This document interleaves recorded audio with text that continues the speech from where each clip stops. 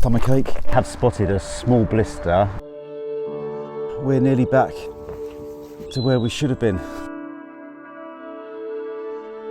Come on, let's do it.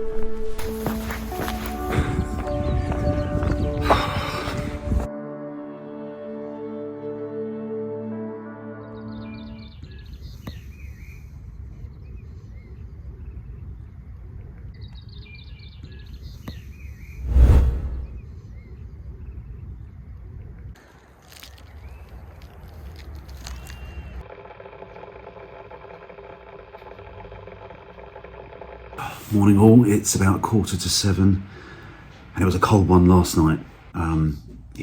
First night when there's been a thick frost around and on my tent, so I had the cold to contend with, and also the sheep would not shut up. I thought sheep were meant to just go to sleep at night, and there was a field behind me full of sheep and lambs. I think by about 3 a.m. they decided to go to bed. But I think, what have they got to keep going on about? Anyway, I'm going to have a brew here. I'm going to grab one of my flapjack bars and slowly get ready to leave. Washed some laundry here last night, so I need to go and get that, check it's not frozen, and hit the trail.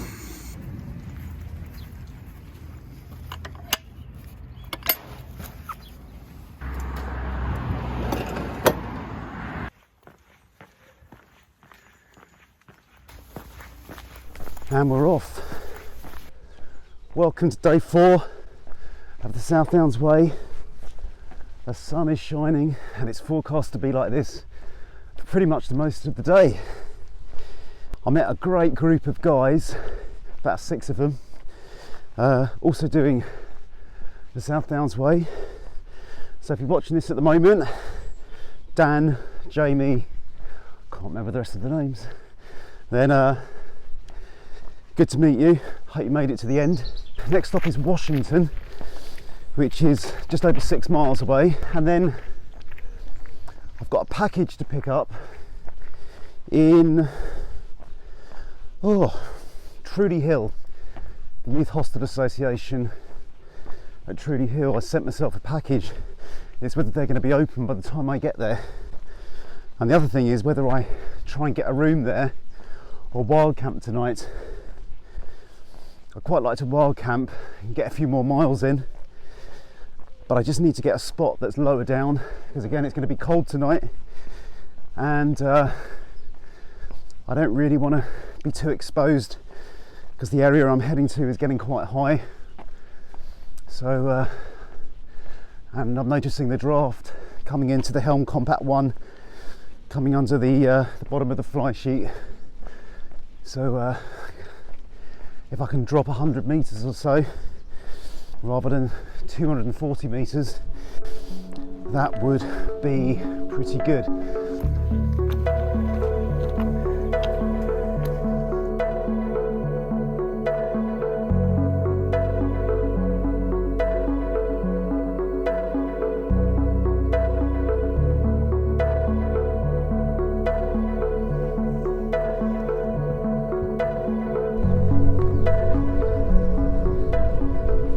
So I'm about 3 to 4 miles in to day 4, and I've just come off the phone from the YHA, and I booked myself a hostel for tonight. 2 reasons for that. It's really cold. It's going to be another cold one tonight, and I am at quite high elevation on the South Downs, so I can't really get down to a more sort of protected area from the cold. And the second reason is that parcel of goodies that I told you about has been sent to this very hostel, so it seems a bit odd if I collect the goodies but don't actually stay there. So hopefully the package has arrived. It means I can sort of take it a bit more easy. I'll make up the miles tomorrow.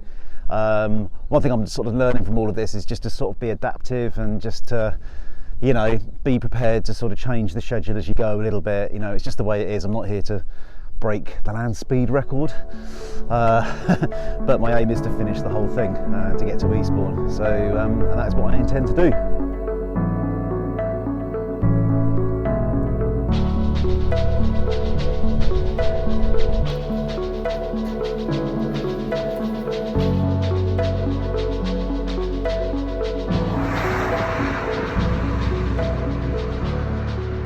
So just crossed the A24 and heading into picturesque Washington. It looks so nice here, and it's just made even better by the amazing weather at the moment. So I've done about 6 miles, so I think I'm going to take a break. One of my feet is a bit sore, so I want to do a blisters check, and I think I'm going to make a wrap for lunch.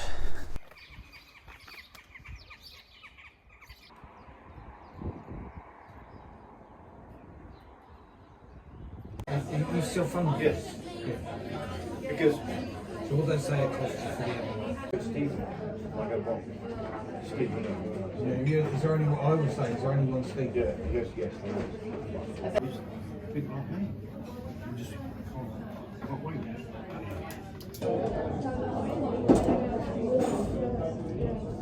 Absolutely lovely fish and chips at that pub. Much needed. What I didn't do in the pub was check my feet, because it wasn't really the place to do that. So I've since done that, and I have spotted a small blister on a little toe of my right foot, and on my big toe of my right foot I've got a warm spot. So I've got the Compeed plasters out and cleaned up the feet, put those on, and I've just kind of loosened up my trail runners. I've got 8 miles now, 8 miles, and I'm going to plough on to Truleigh Hill.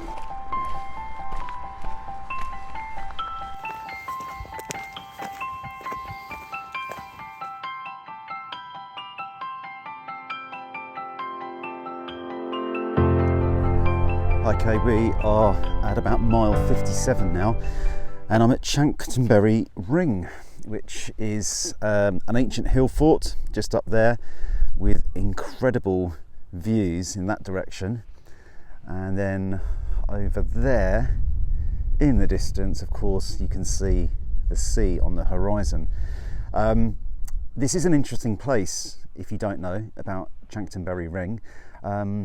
It's quite well known for strange goings on, paranormal activity, unexplained events. So if you Google Chanctonbury Ring, I'll put the spelling up on the screen, you will find some very interesting information about this place. Now, not so long ago, I came here without knowing any of that, and I camped right on the edge of Chanctonbury Ring, and I didn't experience anything actually. I found it personally quite a peaceful place. It is eerily quiet in there though. I didn't hear any birds singing at all. So when you go into the middle of the mound over there, it's very, very quiet. But it's interesting. As I say, I found out after I'd been there, and I felt quite spooked by what I read. Yes, we are definitely getting nearer to the sea, everyone.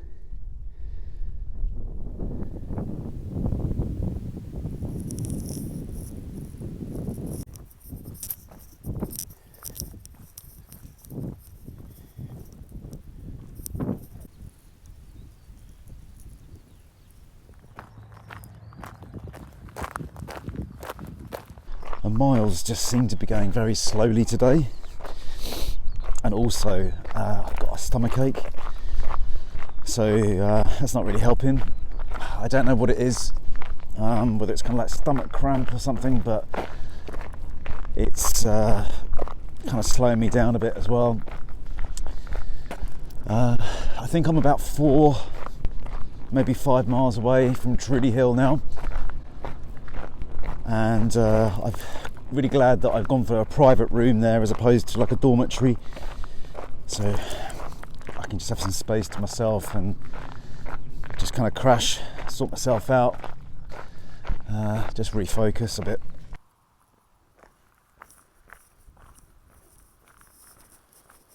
Okay, we're nearly back to where we should have been. Some positive news though. We've passed 60 miles, so I have done 60 miles of the South Downs Way, and 2 miles to go, or 2 and a bit miles to go until I get to the hostel, private room, a bed to sleep in, maybe some food at their cafe. Okay, come on, let's do it. I found the South Downs Way again. That's a good feeling.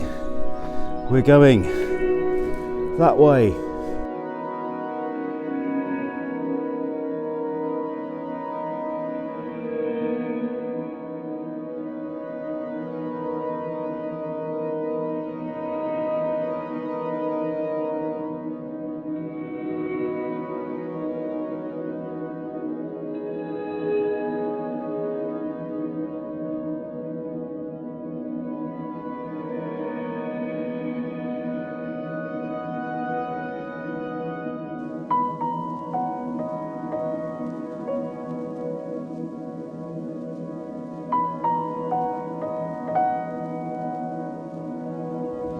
I think I can see the youth hostel through the trees, which is a good sign.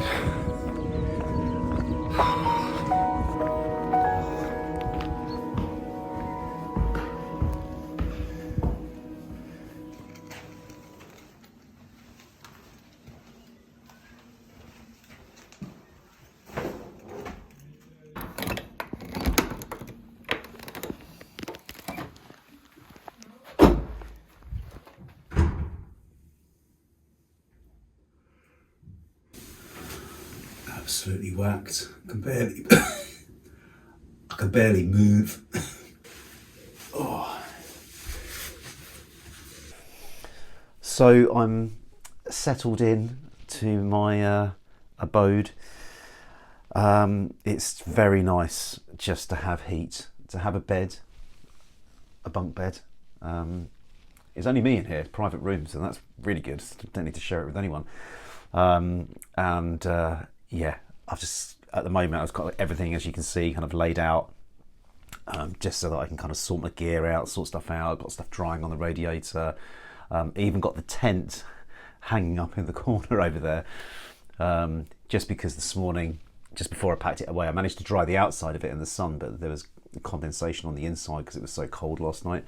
So this is a good opportunity just to get everything dry and sorted. I'll repack for tomorrow. I was just chatting to the group of guys that I met at the last campsite, and we keep bumping into each other, and they've turned up here at the hostel. So, and I said to them, did the 14-15 miles that you did today feel pretty brutal and a lot longer? Because it did for me. And they said totally, and they're about 20 years younger than me at least. So yeah, I think one thing I'm noticing is that the terrain in the last couple of days has been a lot harder than it was at the beginning, and also I think it's that accumulation of miles on my body, and it's really tested me now. It's really tested me physically. Every part of me aches, like my shoulders, my feet, my legs. Nothing really prepares you for the terrain here. Yeah, it's been hard work, but I'm keeping on going, and I'm kind of, just listening to my body and taking breaks and not trying to put pressure on myself. Forgot to mention the parcel turned up that I sent myself. There we go. How about that? Dairy milk whole nut, large size, couple of hot chocolate sachets, Whisper one and a Galaxy one, double Snickers bar, randoms, chicken noodles, and a pasta and sauce. I don't have a plan for tomorrow, by the way, so I don't know what time I'm leaving, and I haven't really worked out where I'm heading, but I'm sure it will work out. Night night.